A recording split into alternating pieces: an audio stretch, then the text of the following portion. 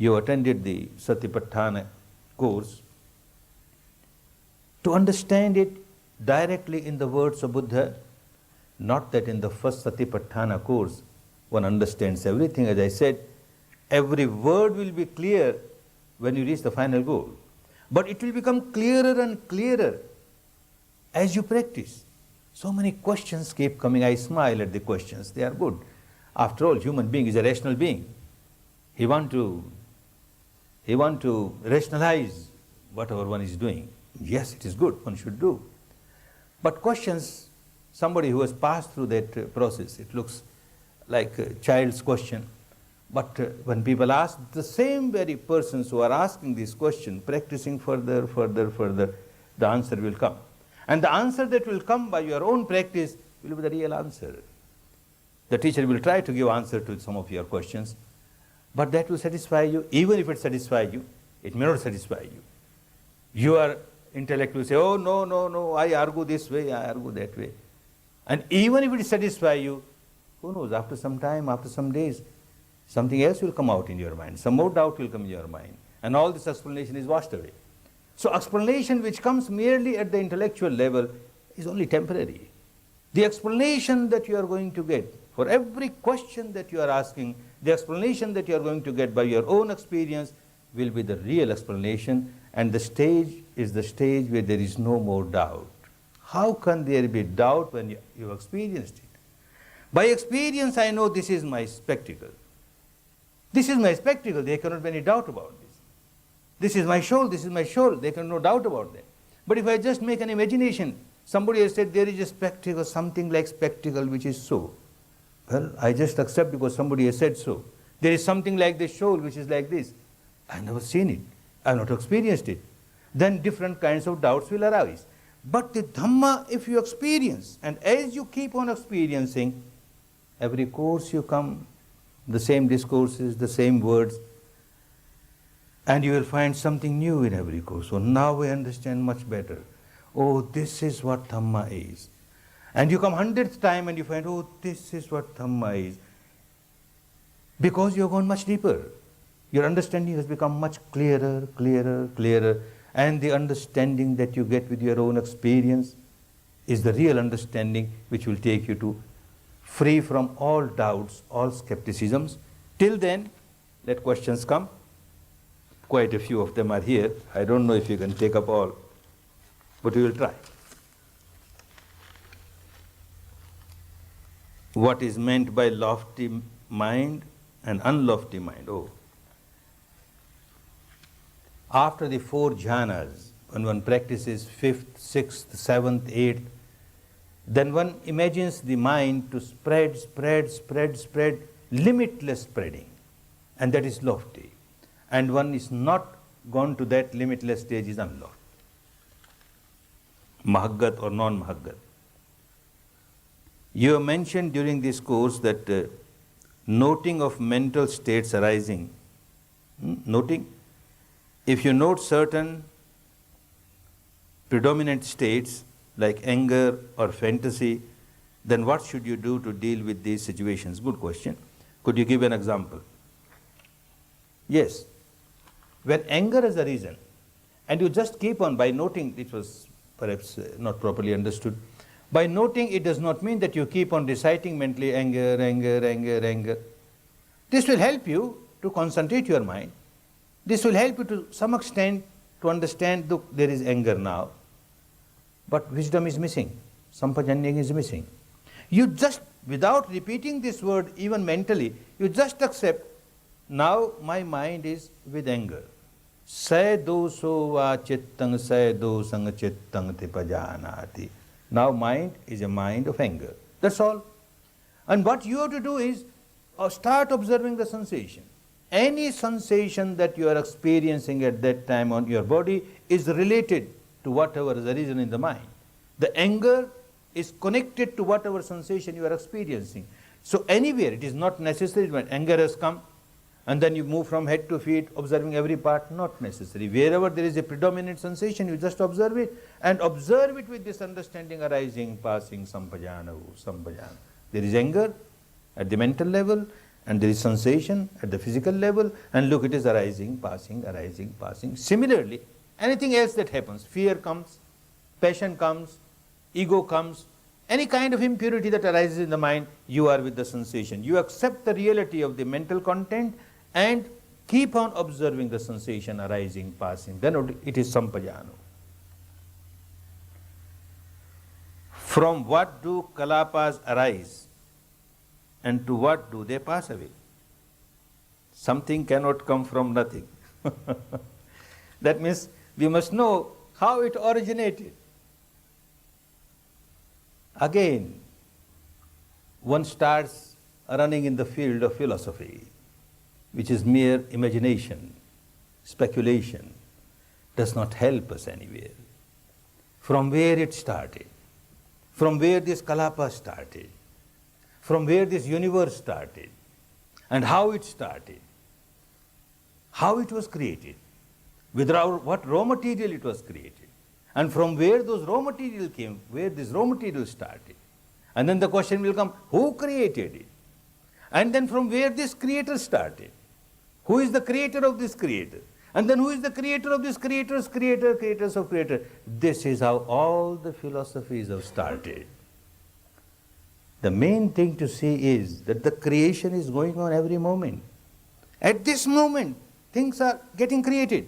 Kalapas are getting created, arising, passing, and my ignorance towards this arising, passing results in my craving and aversion, which results in my misery, and this is more important for me, to come out of my misery, rather than just contemplating how it started, where it started. Buddha said they are all irrelevant questions. When one reaches the stage of Arahanthood, everything is clear, but for an ordinary person who is just on the path, they are all irrelevant.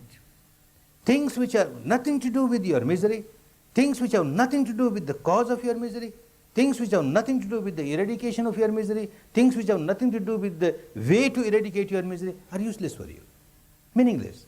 Human life is such a valuable life and such a short life. You can live maximum 100 years or 120 years, still it is so short. And you have to do such a big job to change the habit pattern of your mind at the deepest level and reach the final goal of full liberation. Wasting time over such kind of philosophical question does not help us. Leave them aside and work, and the reality that you will experience later on will convince everything. How did ignorance begin? Again, how it began? There was only truth, love, wisdom, knowledge. Ignorance cannot coexist. That's what I say, it cannot coexist. But look, if you start seeing that there is ignorance now at this moment, better take it away, and the purity comes at this moment. This moment is more important from you from what is from the origin, is meaningless. Again, it becomes a philosophy, it doesn't help.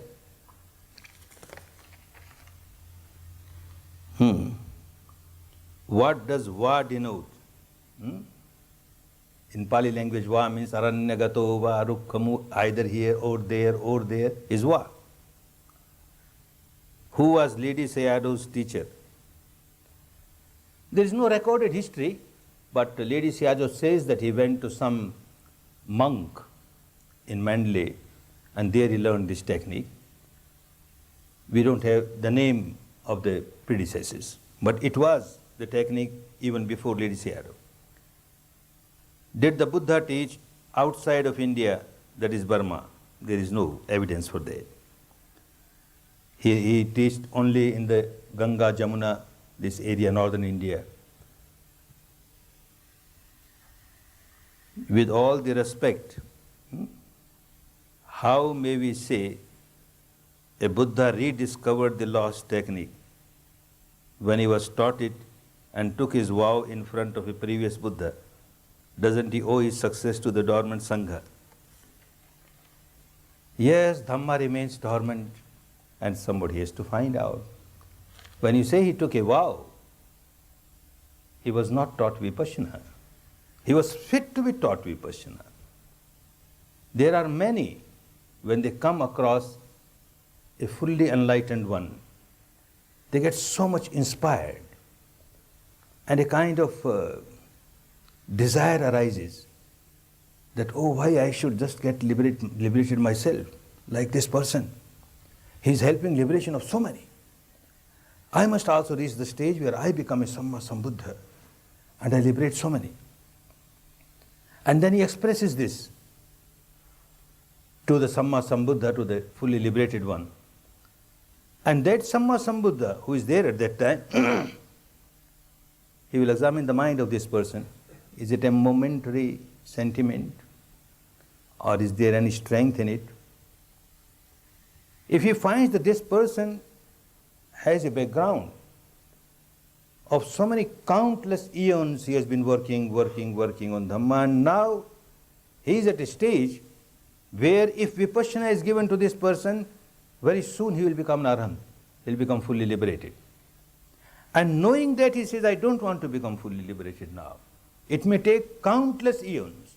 I will develop my parami to such an extent that I will be able to help others. And every life I will be helping others. This is more important for me. And when he finds, yes, this person has that capacity, then he gives not just a blessing, but also that it will take so long for this person to reach. He gives a prediction. This does not mean that he has been given Vipassana. He was capable of getting Vipassana and getting the stage of Arahanthood. At the time, the last life when he became Gautama, then there was darkness. People were talking about Vipassana. The word Vipassana was there. The most ancient literature of India, the scripture, Vedas, and amongst the Vedas also Rig Veda is the most ancient. Very high laudable words are there pertaining to Vipassana. But just words are there. People made rites and rituals. They will just announce those words, they will recite those words. Like this recitation going on, somebody objected, why this recitation going on? Yes, if this becomes only recitation, it doesn't work. But with this recitation, you understand and you work. If you don't work, this just means a rite or a ritual. So the word Vipassana was there, but it was just a rite or a ritual. Nobody knew what Vipassana is and how to practice it. This person,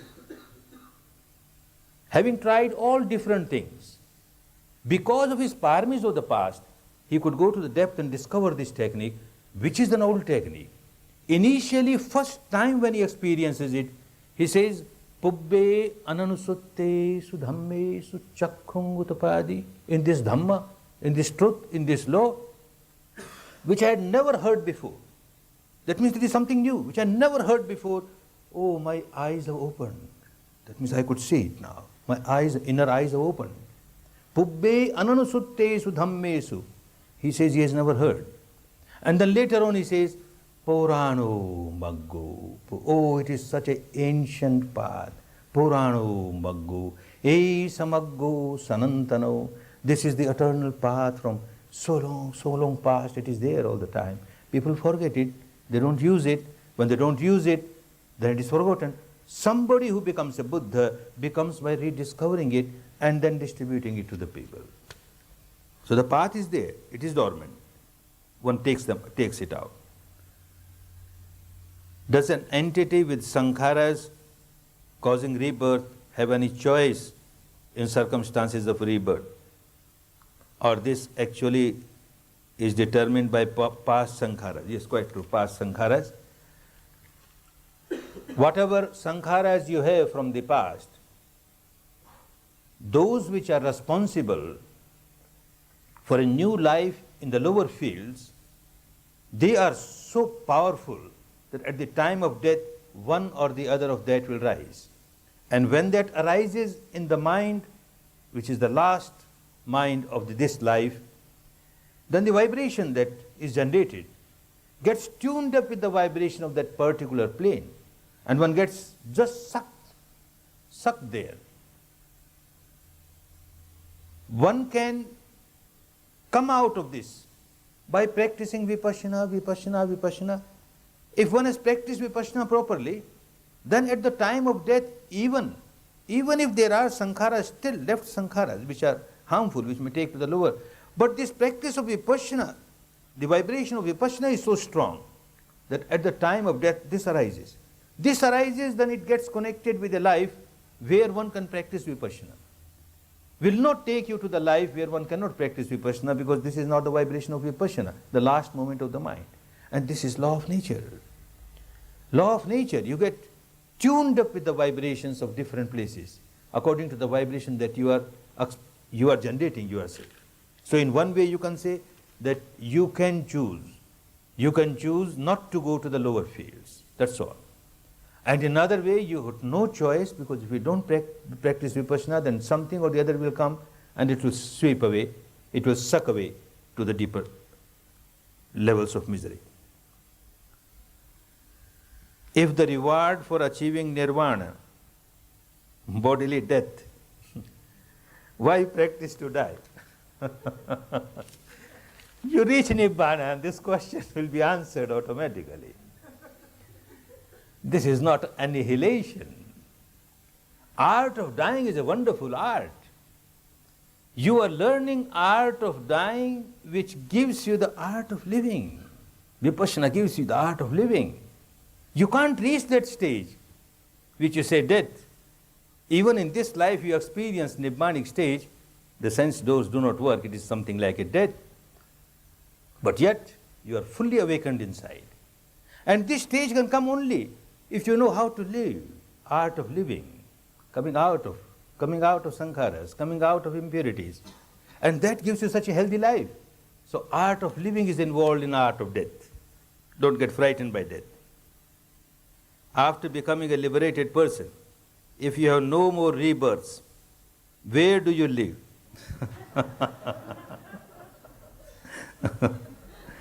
Oh, such questions, again. Such questions were asked to Buddha time and again, time and again. What happens to a arhat after the death? Tell us. Otherwise, what's the use of my becoming arhat? If I don't know what's going to happen to me after becoming arhat and after death? Just to satisfy that, the Dhamma is there. What happens after the death of a arhat is experienced by the arhat in this very life. Because when the arhat experiences the fruit of arhathood, the fourth stage of Nibbana, he experiences in this very life. So you understand, oh, this is the ultimate. So after death also, this is what is going to happen. But this cannot be explained. Nobody can explain, because this is an experience beyond mind and matter, beyond the entire sensual field. With sense organs, you can't express something which you have experienced beyond sense organs. Somebody who knows of only 3 dimensions of the reality, and suddenly one experiences the 4th dimension, how can he tell that 4th dimension? And how can people understand what this 4th dimension is? Such questions were asked to Buddha time and again, time and again. What happens to a arhat after the death? Tell us. Otherwise, what's the use of my becoming arhat? If I don't know what's going to happen to me after becoming arhat and after death? Just to satisfy that, the Dhamma is there. What happens after the death of a arhat is experienced by the arhat in this very life. Because when the arhat experiences the fruit of arhathood, the 4th stage of Nibbana, he experiences in this very life. So you understand, oh, this is the ultimate. So after death also, this is what is going to happen. But this cannot be explained. Nobody can explain, because this is an experience beyond mind and matter, beyond the entire sensual field. With sense organs, you can't express something which you have experienced beyond sense organs. Somebody who knows of only 3 dimensions of the reality, and suddenly one experiences the 4th dimension, how can he tell that 4th dimension? And how can people understand what this 4th dimension is? Exactly the same thing. The Nibbanic stage cannot be explained in words. But the proof is in eating the cake. You experience it by this practice, on this path, you experience that stage, and you are fully convinced what will happen after my death, after becoming arhat. The I is non-existent, an illusion. How then can this non-existent object be reincarnated? Nothing is incarnated. This is a flow of this mind and matter which continues. The sankhara is the pushing force. Every life, every moment the sankhara paccaya vijnana, one or the other of the sankhara will give the arising of the next moment's vijnana, again sankhara, next moment's vijnana. At the time of death, some deep sankhara, strong sankhara gives a push, and then again it arises somewhere with some other body. So the mind and matter, there is a flow of mind and matter, continuous flow of mind and matter, till you eradicate all your sankharas. Can a married person who becomes enlightened still have children? You become enlightened, the question will get solved. Why worry? As you proceed on the path, naturally the sex passion becomes weaker, weaker, weaker, it goes away. And you feel still, you feel so contented, so happy. Then there is no problem of having children. So come to that stage, and all the questions will get answered. We are used to understanding that there is a cause behind every effect. If that is so, then what is the cause behind the existence of this world of mind and matter? Ignorance and sankhara. Because of ignorance, we keep on generating sankhara. And because of sankhara, we keep on multiplying our ignorance, these two supporting each other, and the entire universe is made because of that, nothing else. Is there any preferred order in which the 10 paramis could or should be stated or listed? Or do they each have their own unique merit and therefore can be mentioned at random? In any way, so long as you develop your paramis, that is more important in this order or that order, it doesn't matter. If a fully liberated person is beyond the cycles of rebirth and there is no self, does such a person become absolutely nothing after the final death? The question is answered. Now what happens after the final death of a fully liberated person is experienced by this fully liberated person in this very life. Given the widespread practice of Vipassana, are there Sotapannas, Anagamis, Arhants to be found today? Widespread, not widespread. It is just a drop in the ocean. They are widespread. Billions of people, and how many have started? And they have started just in kindergarten. And yet, there are cases where people have experienced, but very few. This question is not meant to cause offense. Are you, Goenka, an enlightened being, having reached the highest level through the practice of Vipassana? If not, do you know of others who have reached such stage? One thing very clear, that I am not an Arhat, I am not a Buddha. But I am on the path to become Arhat, there is no doubt about that. And I have covered certain areas, and I have gained by this technique. I am a changed person compared to what I was when I started it. And one thing, and I can say with little bit of surety, that I have taken a few more steps than you all have taken. That is why I am competent to teach you. Walk on the path and reach the goal. That is more important than examining your teacher whether he has become Arhat or no Arhat. On Vedana, you frequently mention the tradition where Vedana is primary, fundamental. Is there a name for this tradition? Who are the foremost teachers? Yes, like somebody questioned about Lady Sayadaw. He was the person, historical person, we know. Before that we don't have names, but the tradition was there, who gave all importance to the sensations. Then many of his students worked on it, and some of them became teachers and they started teaching. Then again, they were giving importance to Vedana, to sensation. And then out of them, one of the teachers, Sayate, and he had again number of students, and out of them, few of them started teaching. One was Sayaji Ubakhin, again Vedana. And Sayaji Ubakhin had number of students, and out of them some started teaching, and one is here, and he gives importance to Vedana.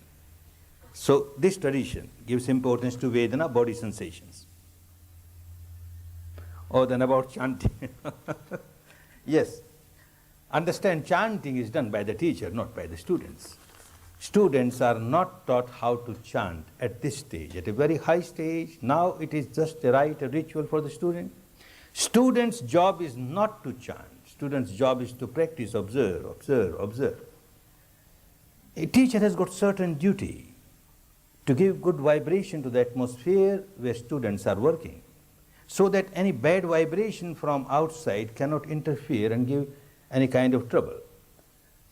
For that, a sort of protection of good vibration. Mere chanting does not give that good vibration. How one is chanting, that is more important. If one is chanting like a rite or ritual, no good vibration, it's just a rite, a ritual, it's a religious ceremony only. Students who come to a certain stage, some of them want us to give this lesson of chanting, how to chant, which looks like a very kindergarten lesson. To chant is so easy. We learn Pali and we chant, or we chant in our own language.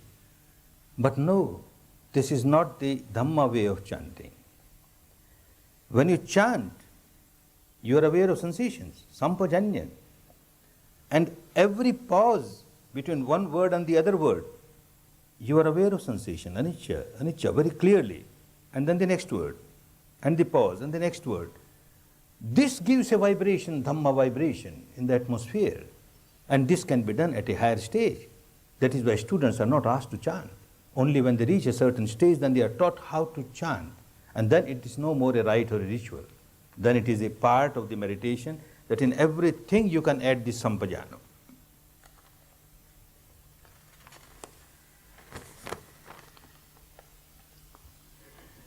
Goenkaji, please. May all beings be happy. Which part of the being can give or receive metta? Not the ego, what else? Yes, the apparent truth and the ultimate truth. When we do vipassana, we move from the apparent truth to the deepest ultimate truth. But when we go to the deepest ultimate truth, that does not mean that we forget all about the apparent truth. The apparent truth is also apparent truth. The apparent truth of this wall is that it is so solid. The apparent truth of my head is that it is so solid. The ultimate truth of the wall is that it is just vibration, nothing but vibration. The ultimate truth of my head is that it is mere vibration. So let the vibration pass through the vibration. I hit the wall, I'll break my head. Buddha wants you to be aware of both the truths, apparent truth as well as ultimate truth. The ultimate truth, there is no being. But when you start working, then you perform wholesome actions. You come out of unwholesome action. Every time you are generating an unwholesome action, aversion, hatred, ill will, animosity, you are harming yourself. But every time, instead of that, you generate metta, love, compassion, goodwill. You started helping yourself. And that is how you make your mind better, to go to that depth where you understand the ultimate truth. And you understand both. This is apparent truth, this is ultimate truth. And then you are working whatever is suitable to work to reach the final goal. Metta helps you to reach the final goal. It appears that your interpretation of the text is not as literal as it could be. How do you know that the interpretation you have taken is correct? Good. What the Buddha intended. Good. The interpretation of Buddha's words we find are different with different people. We are not here to quarrel with them, because the language is 25 centuries old. The meanings change. And even if the meaning remains the same, one cannot understand what this person actually wanted to say. Because this person that he has said something has said with his own experience. And if I have not reached that experience, I won't understand what he wanted to say. So, one difficulty with the language is that within these 25 centuries, the same words have started carrying different meanings. And that has created a lot of confusion. And that's why we find different interpretations. Another thing is because people who have never experienced anything in Vipassana has translated Buddha's words. So many translations of Buddha are there, Buddha's words are there, but unfortunately most of them have never practiced anything as Buddha taught. Therefore, as you practice, it is not that you condemn them. As you practice, you start understanding, oh, this is what Buddha meant, because my practice, my experience says so. And perhaps this person who is talking like this has perhaps not meditated. Or maybe later on my experience may be much deeper. But now I must accept whatever I am experiencing. And then there were commentaries written 1,500 years after Buddha passed away. According to our research work that we have made, the actual Vipassana in its pure form got lost in India in about 500 years. So when these commentaries were written, commentaries were there earlier also, but somehow they again got lost, and they were available only in the Ceylonese, Sinhalese language in Lanka. Somebody from India went there, translated it into Pali. But then again, he also put his own interpretation there. The commentaries given by such people is wonderful, because many places it opens the knots very clear. We understand the meaning of the word in those days was like this, because so many synonyms are given for such words which are not clear. Like this, it is wonderful. It gives a wonderful picture, a spectrum of the society of that time in India, to all kinds of social situations, political situations, educational, cultural, religious, philosophical, and different things become so clear by these commentaries. They are very helpful. But at times, when there is a difference, our experience says something else, and we find the commentary says something else, then we have to go to Buddha's words. We have to make a search in Buddha's words. What Buddha said for similar thing, we go through that. And if you find some explanation directly given by Buddha, which is so clear, that without condemning the commentaries, we have to accept that. And this is how some differences have arisen. And perhaps this is what this person is talking about. Like say this word, Vedana. Now, when Vedana, in a particular tradition, they say Vedana is only mental Vedana.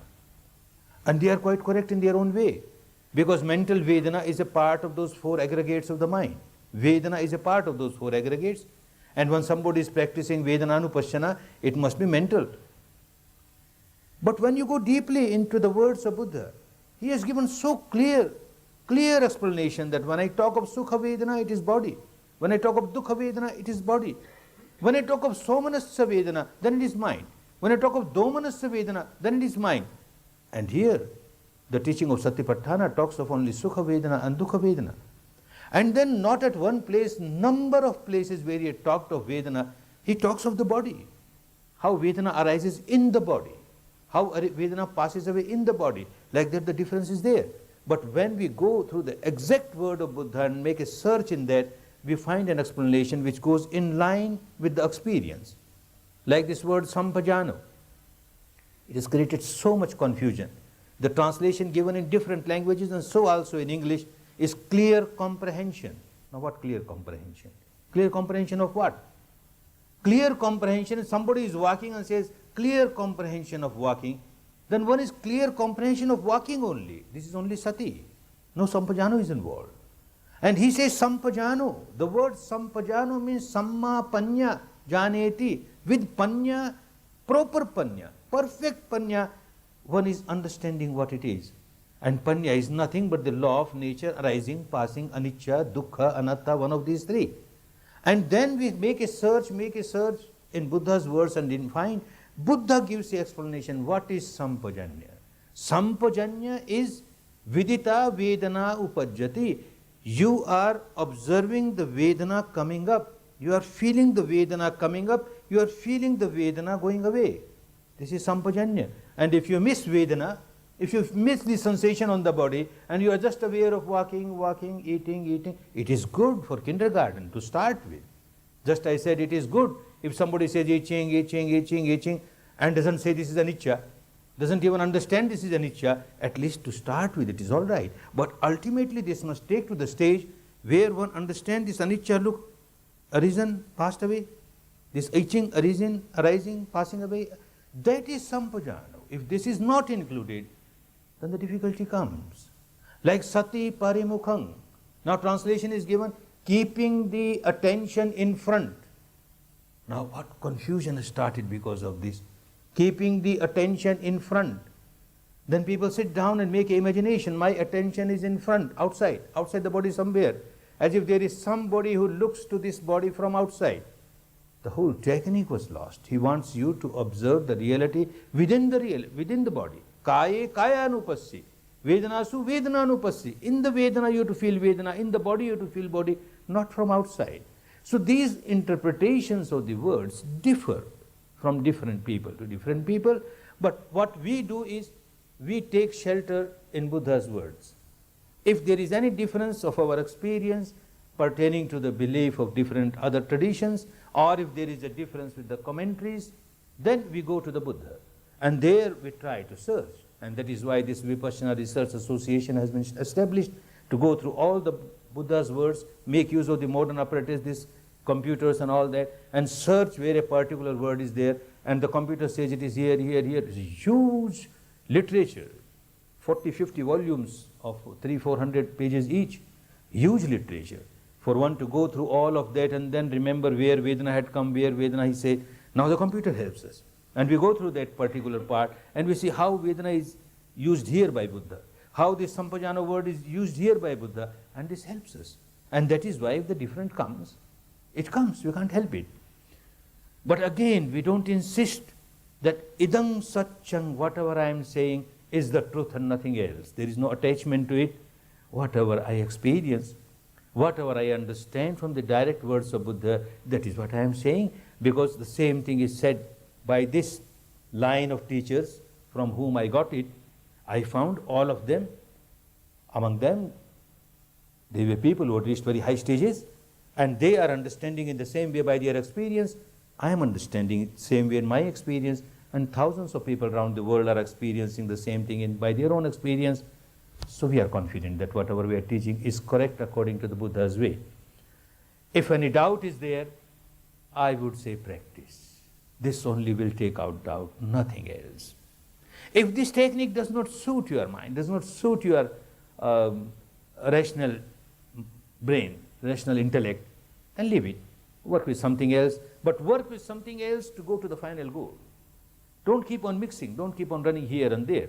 But if you find that this is a technique which gives you result, then work on it. And go deeper, deeper, deeper. All the questions will get solved.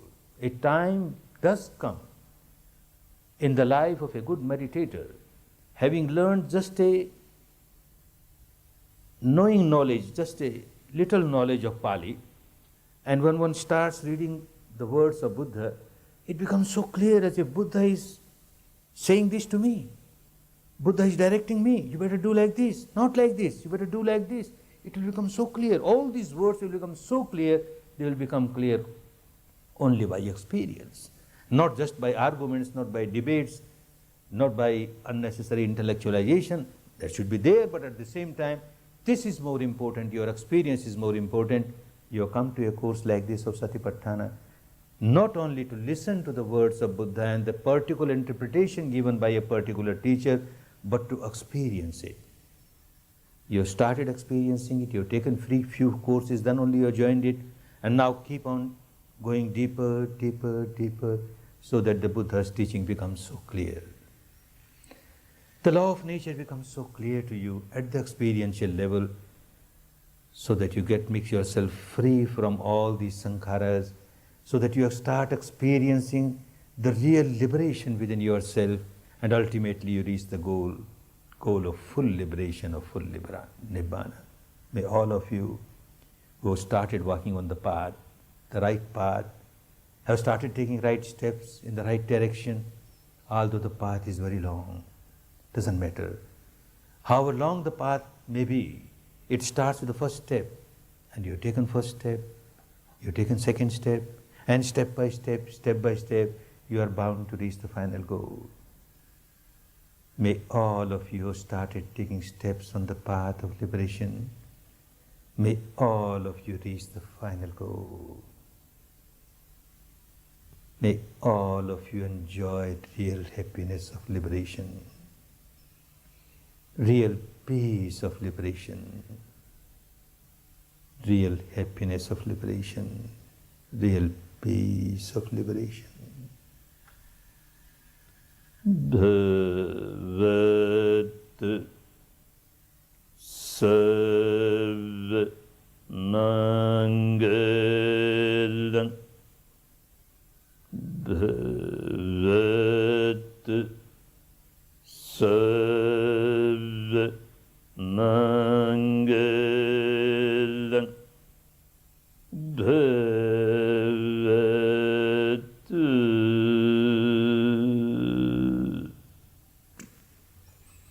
Sarva Mangalam.